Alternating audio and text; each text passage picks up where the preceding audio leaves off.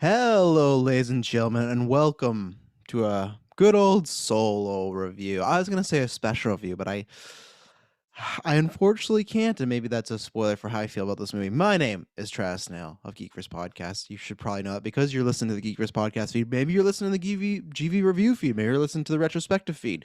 Maybe you're listening to the news feed. We got a bunch of feeds popping off. As always, if you want to support us, just head to the interwebs and search for us on Facebook, Twitter, and go down in the description below, because the description below you find everything. Patreon support. Big thing is next weekend we're doing our first GeekVerse Gauntlet Club games night. We're gonna be doing Mafia. I keep saying Mafia because I'm conjoining Mafia and Avalon. Mafia, Werewolf, or Avalon. Kind of depends on the amount of people. But yeah, we talked about last after night. That's gonna be tons of fun. Always lots of reviews. Army Dead's coming up. Quiet Place coming up. There's no Saw. And that's probably why. Maybe that's why it's not a special review. Because here I am talking about Woman in the Window. Now, no disrespect to Woman in the Window, but um I would much rather be talking about Saw or Spiral, even if I hated Spiral, the Book of Saw, because I love Saw. But for all you that out there, enjoy. If you have seen Saw and you want Saw cravings, head over to the retrospective feed. We talked about them all there. But yeah, as always, newscasts will be popping off a bunch of good stuff. So just head down the description below. Follow us on Twitter and Facebook because that's the best thing to do as far as what we're doing, when we're doing it. That's the thing. We always try to plug everything, but we got so much stuff going on between us and the podcast network. It's a good problem to have. I think one of the last big things to promote is June 5th. Yeah, June 5th, we're going to be doing our kind of fun After 9 in 1 year celebration stream with the podcast network. So it's going to be a crossover between myself and the GV members with the GUA members. It's going to be tons of fun. But yeah, just follow social media. That's what we do. And finally, if you like what we do or what I'm doing right here, most importantly, head over to any podcatcher you'd use, but specifically Apple Podcasts. Leave a 5-star written review. Those help. If you're watching this on YouTube, give a thumbs up, give a subscription. Those all help. Those, surprisingly, that they're there for a reason, and there's algorithms and all this fun stuff, but that actually really helps us out and helps us grow the network and everything like that. And same thing with Patreon. Lots of exclusive ad-free and early content up there as always. So, Woman in the Window. This is a movie that was, I believe, scheduled to come out in 2019, and here we are, 2021. Netflix bought it, and I don't know why. This is probably going to be a quick review. I don't have too much to say, but I felt like I had to review it because, like I said, no Spiral. So this came up, I'm like, you know what? I like Amy Adams, and this, like, the cast is stacked. And I had seen the trailer. The trailer looked intriguing, but I had always had kind of a red flag going on around it because when a movie is kind of, when it's done and it's been shopped around and it's been 2 years since it was supposed to release, usually that's not good things. If people see a movie, they think, oh, and if they think it's great, oh, we gotta get this out there. Even if they, let's say I make a movie, or someone, let's say Taylor made a movie, he brought it to me and I go, not for me, sorry, kid. And then he brings the next person, like, yeah, I gotta make this right away. That could easily be the case of, oh, well, someone in that studio didn't like it. And maybe that was the case because this was originally a 20th Fox Century movie. So maybe it just sat around for so long. I don't know the whole story. I just know it was a running joke for a while of like, when's it going to come out between this and New Mutants? And this came out, and this is, if you've not seen the trailers, it's very much a modern day play on Rear Window, which, if I'll stop you right now, if you're about to watch this movie, I would say don't, just for the lack of, when I watch a movie and my first reaction is, man, I wish I had that hour and a half back. That's not good. I've watched movies that are bad, like something like Mortal Kombat. Check our spoilers review. I enjoyed it. I didn't have that, I wish I had those time back. That's to me like a different level of bad. And I don't even think this is like one of the worst movies of all time or anything like that.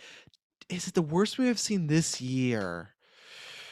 I think so far, I feel like there's one more contender in the back of my mind that I'm forgetting, but I feel like if I had a bottom tier right now, this would be it.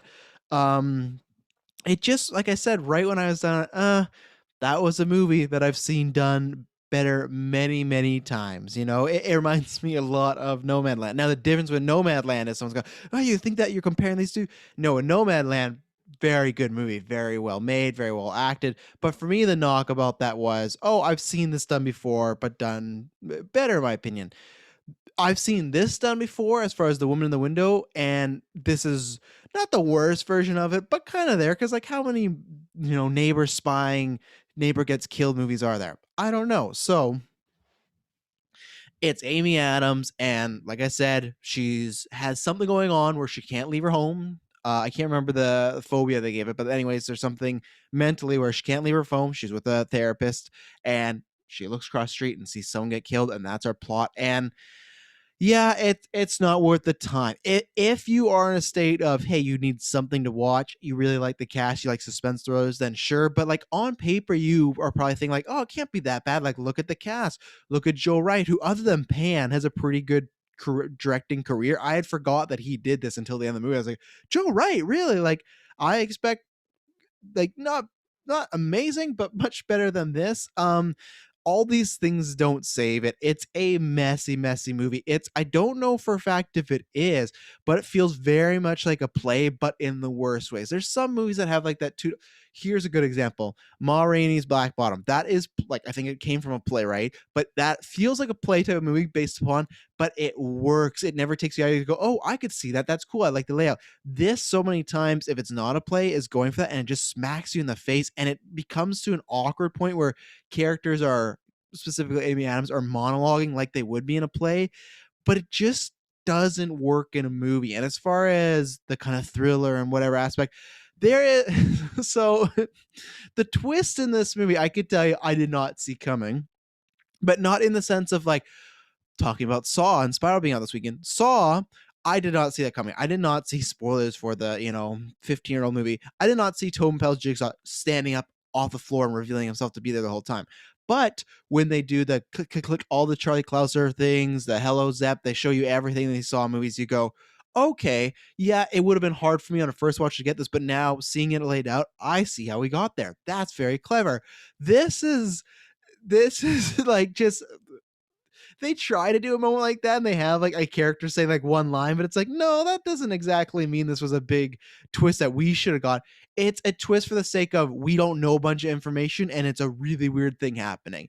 Like, it's nothing where it's like, oh, very clever. It's just like, oh, okay, there's no way I could have figured this out really, because I did not have the information there, especially the way it's laid out. You could go back and watch in some things, but that's the thing, that maybe there is a version of this movie, whether it's editing or written wise, that you could get to that point, but this movie isn't that.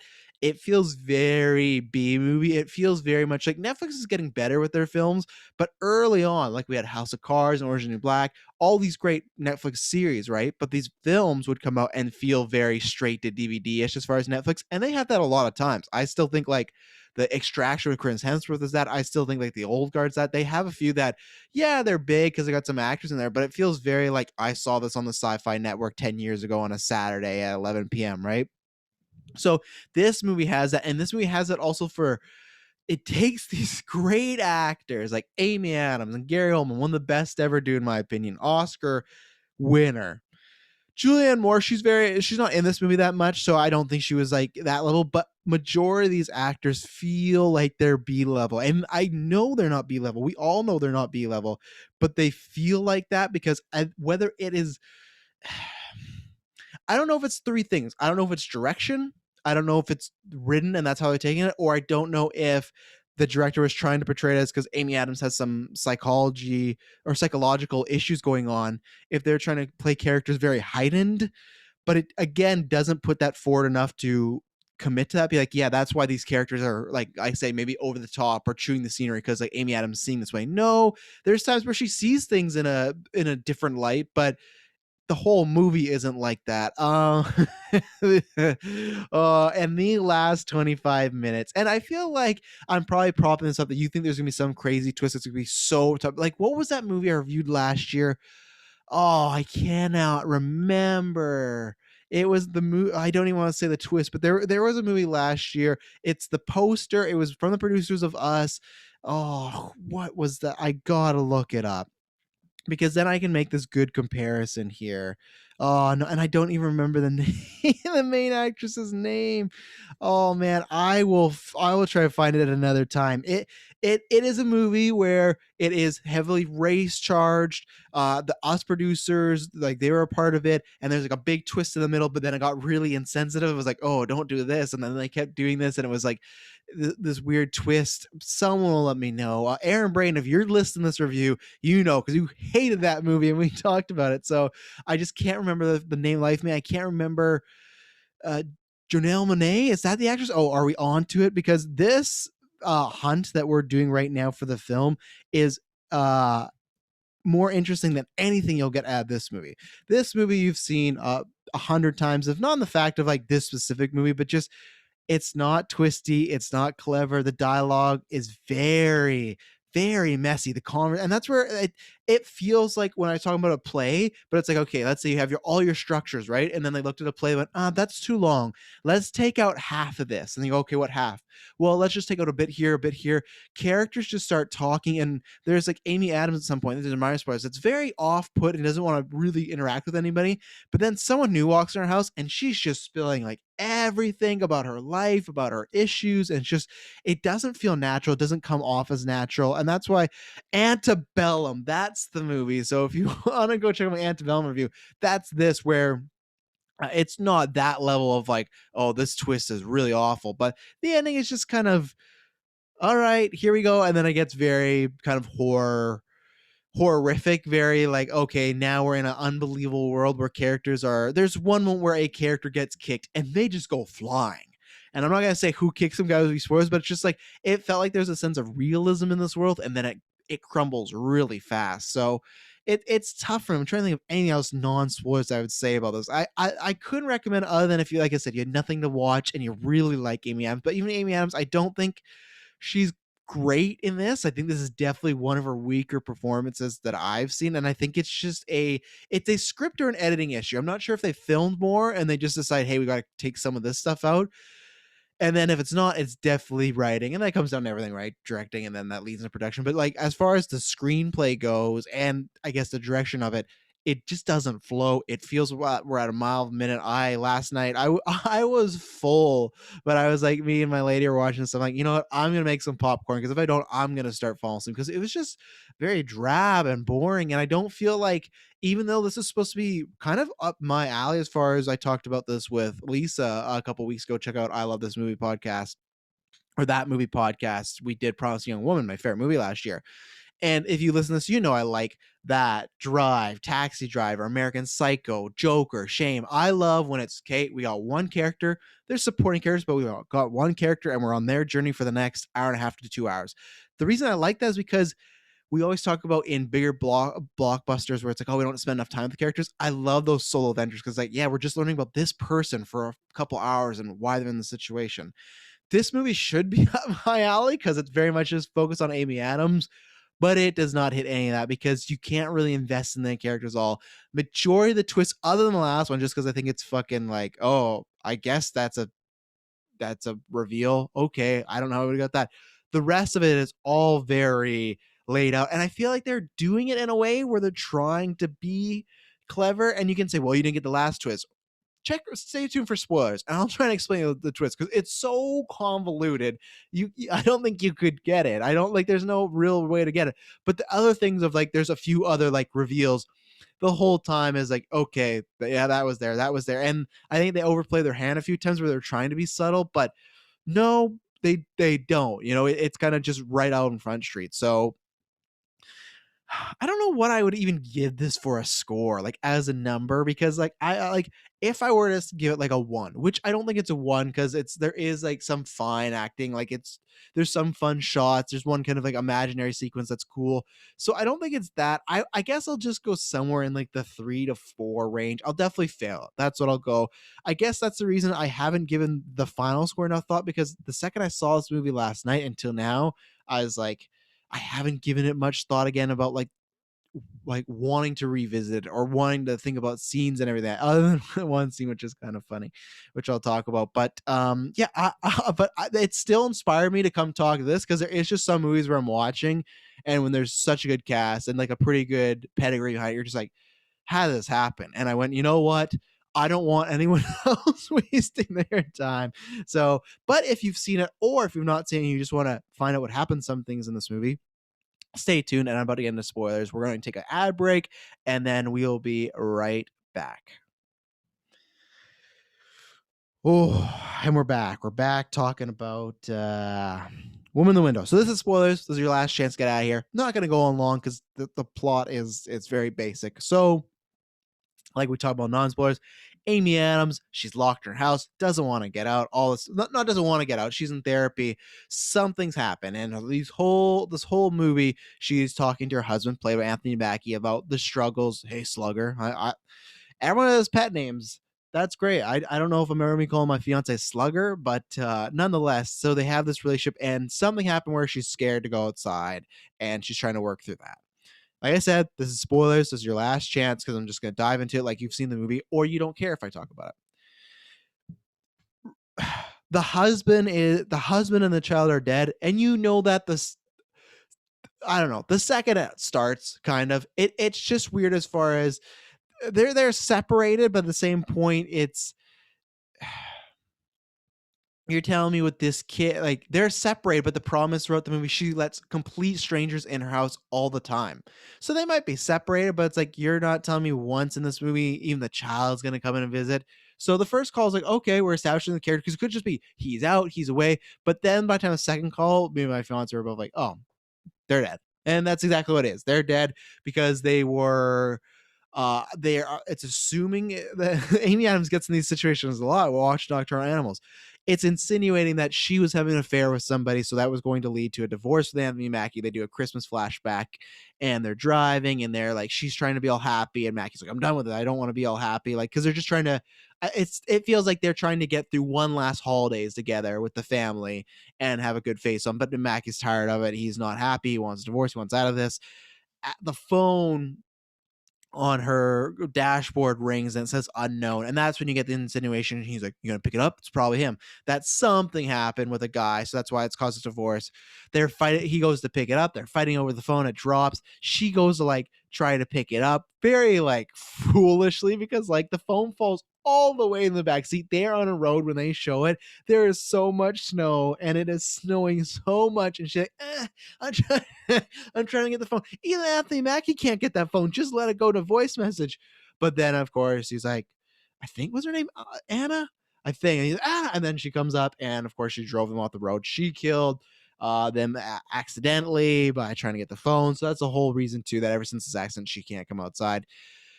Like I said, they try to put off that she doesn't want people in her house because these new people move in. We're assuming at the time it's Gary Oldman, Julian Moore, and then I don't know. There's a character named Ethan. I don't know the actor who plays him. The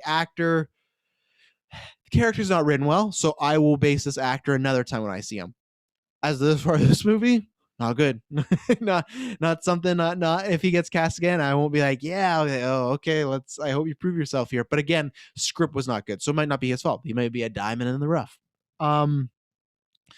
New neighbors move in. She's a recluse. She has a tenant downstairs named David, who is the former Captain America and Riot Russell.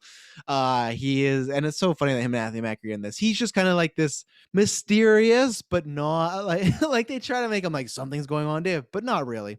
So these neighbors move in and everything like that. She strikes up a conversation with Julianne Moore and the son because what happens is Julianne Moore, supposedly the mom, sends over the son to give her flowers. Amy Adams, you can't come in, leave it at the door, blah blah. Well, it's raining. Oh, but well, just come inside the door and leave it there because she has like one of those like it's kind of like an apartment sort of deal, like duplex. I don't know where it's like there's two doors where there's a door with a ringer you can open it, but then that leads to the front door where you need the keys.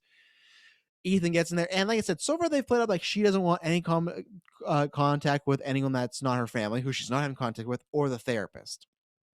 So this son comes in. That's what I'm referring to. Either she just spills everything. They talk for a little bit. They talk about her separation. They talk about she's scared outside. They talk about his family, their problems, and it felt very rushed. It felt like that scene in a play would be maybe 20 to 30 minutes of like characters kind of having a meet cute and talking, and then maybe opening up. It was like, now let's get this done in 5 minutes, and it's like, I don't know. This doesn't match with what you're laying down. But again, she's not a fan of people coming, everything like that.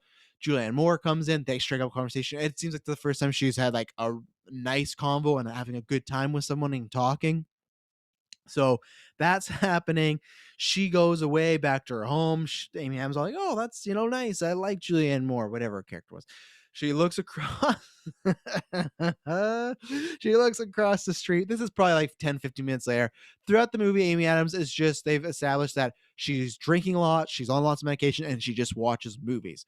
So she's every moviegoer's fan's life. No, I'm joking. But like, so she's just in a rut and she's constantly meeting with the therapist who she's like questioning. She thinks the therapist just wants power over her. And he doesn't even play a role as like, is he scary? Is he mysterious? No, she just kind of has a problem because she's a child psychiatrist. So she kind of has some knowledge of this job, right? So couple scenes go by, nothing important, lots of drinking, lots of fun some movies. She looks across the street. Julianne Moore is running around with blood all over. She's been stabbed. She goes to call the cops, everything like that. And then, the big twist, like the big starting of the twist is the son and the dad come over because the cops have called them over and they have no idea what they're talking about, see nobody dead, blah, blah, blah. And then Gary Oldman's wife walks in, and then it's a Jennifer Jason Leigh, I believe, and that's the big thing. As you've probably seen the trailer, is I met your wife earlier, and I saw her killed, and now you're bringing this other woman, and you're telling me this is her wife. Something's wrong.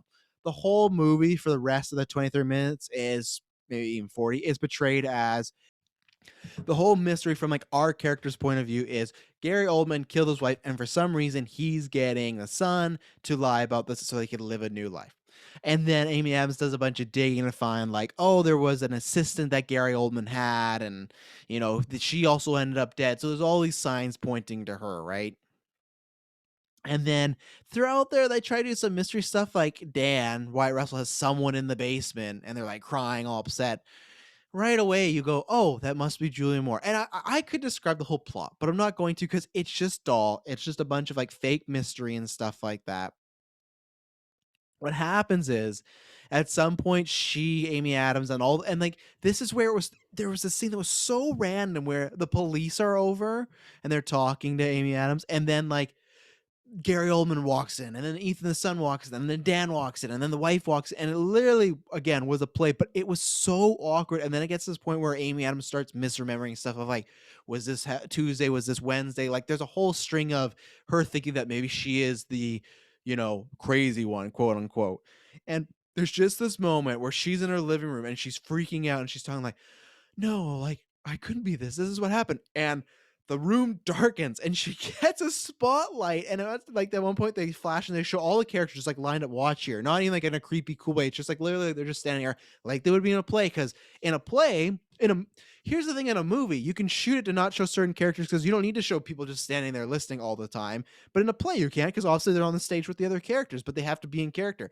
This was doing that where they're just standing there like listening, and the lights go down, the spotlight zooms on her, and she's giving this whole monologue. And when I talked about the flashback of her family dying, that's where we get this here.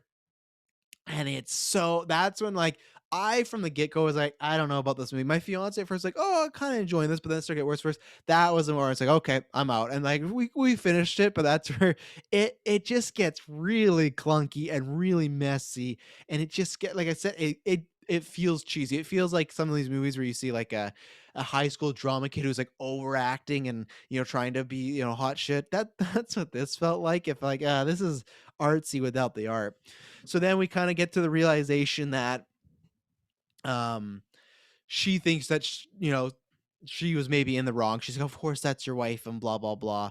And then there are little things as far as like downstairs, and again I feel like they just give this away. There's like Julianne Moore had this earring. It's downstairs in the basement with the tenant, all this stuff. So it's again trying to assume that somebody killed her. But anyway, so the whole big twist is later on, like she has this revelation. She thinks she might be crazy, but then she starts thinking about it again, like maybe I am not. And she starts questioning David. And because Julianne Moore is dead, he has to explain the whole twist. It's just in dialogue. They didn't even film any flashbacks or anything like that. It's just in dialogue of, yeah, well, I met her. So here's the twist. I'm not going to tell it the same way Dave was. He tells it a bit more like, well, I met her and we went to a bar and then we started up a conversation. So here's the twist. Gary Oldman and Ethan, they move in with the wife. They move in across the street. Julianne Moore is actually the birth mom of the son, and she's been following them for like years and stuff like that. Gary Oldman's been trying to pair off, keep them away, stuff like that. And there is some quick cut of like during the lunch, Amy Adams is like, "Oh, you're so and so's wife next door, or you're so and so's mom next door," and she's like, "Oh, I didn't say that," and then walks away. And it's just like that's your line to assume like, yeah, I guess Julianne Moore didn't say that she was this person. Amy Adams just assumed, but it's like still, like, if you say you're not this person and you don't say, "Oh no, I'm someone else," you're still going with the lie. So that was kind of like, all right. Anyway, so Julianne Moore is the birth mom of Ethan. At some point, there was like a breakup or something. They separate, but it seems like she's like unstable. So she's been trying to get back in her life. Gary Oldman's trying to keep her away, pays her, uh, moved away, stuff like that. And David was with her. Like I say, he slept with her because there's this moment, like I said, she's in the basement and she's just like crying and everything like this. But you don't know it's Julianne Moore, but you do. If you've seen Julianne Moore, you know her voice, so you know that's her crying. So right away, it's like the tension is gone. But he's explaining everything of like, instead of all these scenes, it's like, yeah, Julianne Moore's character told him all this, so he's telling Amy Adams' character all this, and then it's kind of like assuming that okay, maybe Gary Oldman did this. But no, what happens is the big reveal is Ethan, the son, the guy who's they're kind of portraying, because at one point Gary Oldman does hit him in the movie. They're portraying him as like he's a broken child and he's had problems. He might be a broken child, but he's broken because he's going around murdering people. Because he was the one that murdered Gary Oldman's assistant and boss. And that was the other thing. Like they drop like the word Massachusetts a few times to like, oh, it's just a coincidence these characters are around. It's like, no, again, too many breadcrumbs for the twist. But anyway, so Ethan killed this secretary, and then he also killed his mom because she wasn't there for him or left him or something like that, you know? So he just hates her and stuff like that. And Amy Adams at one point was going to kill herself in the movie. She was taking pills, she was leaving a video and everything like that. And he's just like, you were going to go anyways. Ethan says that. And what happens is just for some reason, Ethan, maybe I missed this because maybe I was so disinterested in it. So someone let me know. And if someone hates that I don't remember that, then by God, I'm sorry. You know, I'm not a critic. I'm not a reviewer. I just talk about my experience of watching this shit movie. So Ethan breaks in the house. He reveals the whole thing. He killed the secretary. He killed Julianne Moore because she wasn't a good mother, wasn't there for him, and he's gonna kill her. Why? I don't know. He says he just wants to see her go. So he's just like a sick kid. And it gets down the classic like horror running up hallways, running downstairs, fighting. It gets really cheesy. At one moment in the film, the thing that kills Ethan, they set up that she's a big window on the roof and it's like molding, and Dave's like, you gotta get that checked out. Some could break, blah blah blah. So of course, at some point, like they're fighting on the roof and she pushes him on the glass and she's like, she's like, oh, she's taking both her hands, like, oh, hitting the glass and then break. She looked like Dom Toretto fighting Jason Statham in the streets in Fast Seven. She's like, breaking it, and it does. She rolls off and it breaks. He snaps his neck. Earlier in the fight too, like the roof was like, she has a really bad issue. No wonder why there's mold. It was raining and the puddling on the roof was ridiculous because he starts to like, David Dunn like starts to like he starts to like oh my god, why am I forgetting how he drowns so much? He's drowning her in the water from the rain because it's so big on the roof. And there's another moment too where he takes like a man, I was a landscaper, I don't even remember this. It's like a dirt claw, whatever it is. It's like the tool where if you're trying to, it's a weeder, I'm pretty sure, where it's like metal and you have the three prongs and they got the pointy ends, and you get weeds out that way. Other things in dirt, you can kind of smooth out stuff. He took that and he at full force hits Amy Adams, and it just goes in her face and impales her, and it's just blood everywhere. And it starts just getting very, very over the top because there was, and here's some of the non-spoilers. He's running at her at one point in the stairs, and Amy Adams not the biggest woman. She's not some Ronda Rousey or something. He's running upstairs and she kicks him. Now, yes, down the stairs, that's a downward trajectory, so of course he's gonna go. But this looked like they're doing fucking wire work because whoo, and he is gone. And yeah, it and so yeah, he breaks his neck, kills him. She decides she can finally go outside. She's gonna move and start a new life, and that's it. That's the movie. Sure, I left some things out here or there, but they're really not that important. That is the base meat of the movie, what you're supposed to love. And like I said, with the whole twist, there's no way. Okay, I guess you could somehow put together, because I don't think you see Gary Oldman and Julianne Moore together at all. So you could put together that she is like that, but the fact that for the twist, you literally have to have David for 2 minutes, just exposition and monologue why, this is happening, what's going on. That's not good. You can explain something in the twist. Sometimes in a twist, you have to, like that. Even talking about Saw, they do their quick cut ending, but there's still some lines and dialogues they take. But you got to be sparing, or you got to feel like those were vital. Like I said, you got to feel that to me. All these lines were you could have connected these lines as it wasn't just like it was just splat. There you go. There's a twist. No, like sure, you threw some things. There's some ingredients, but you really burnt this dish here. So yeah, not a movie I will ever rewatch. Even sometimes when we talk about bad movies, we go, "Oh, well, if it was on TV or something like that." No, this is a movie I will never watch again. I will definitely nominate it for Golden Geek's worst movie of the year when we get to it. That's a tough thing. Do I want other people to watch this? No, but they're gonna have to for that nom. So I hope they watch it on their own. They go, "You were right, Travis." And if you watch it, please, I'd love to let you. I'd love to know a few things. One, overall, just how do you feel about this? And if you like this, because I've had this before, if you like this, please let me know. I would love to hear your reasons and whatnot. And I'm not going to crap on you. I'm not going to get in a debate.